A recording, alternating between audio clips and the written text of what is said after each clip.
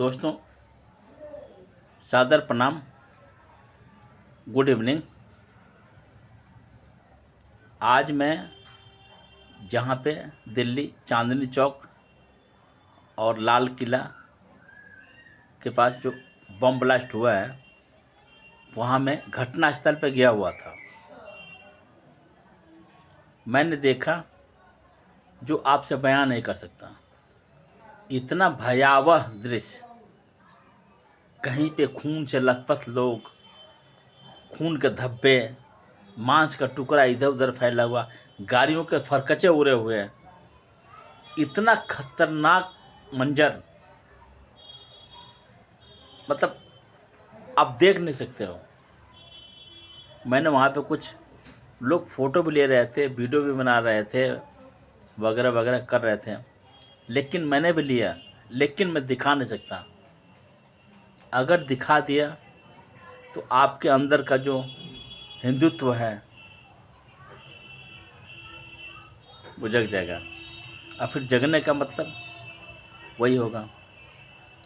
ये जो कुछ असामाजिक तत्व हमारे देश के भीतर, अब ये जो 5 पकड़े गए हैं, ये कोई पाकिस्तानी नहीं है, ये हमारे देश के ही हैं, जो हमारे बीच रह करके, पल करके, बढ़ करके, खा करके, पी करके, और हमें ही खोखला कर रहे हैं।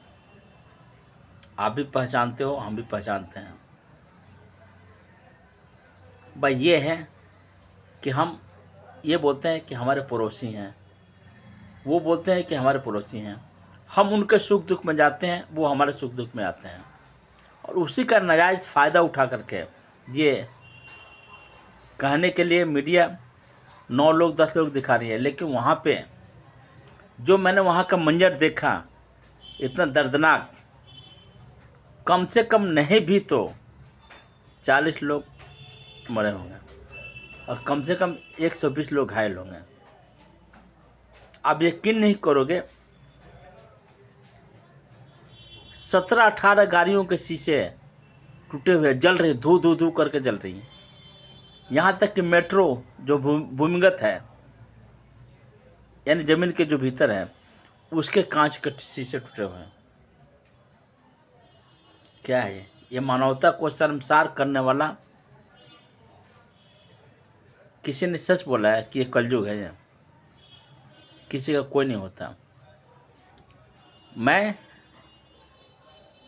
दिल्ली पुलिस, हरियाणा पुलिस प्रशासन से अपील करूंगा कि आपने जिन 5-6 आरोपियों को पकड़ा हुआ, उनको अब ये मत इंतजार कीजिए कि हम कोर्ट ले जाएंगे, कचहरी ले जाएंगे, इनको सज़ा दिलवाएंगे, या फिर वकील आएगा, वकालत होगी। कुछ नहीं।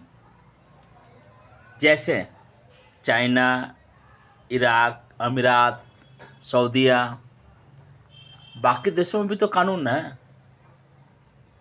जैसे वहाँ पे लागू है, यहाँ भी करो। आपको लग रहा है कि ये गलत है, तुरंत करो।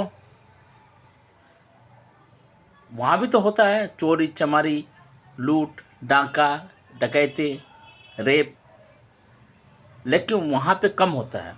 वहाँ के परसेंटेज क्या है?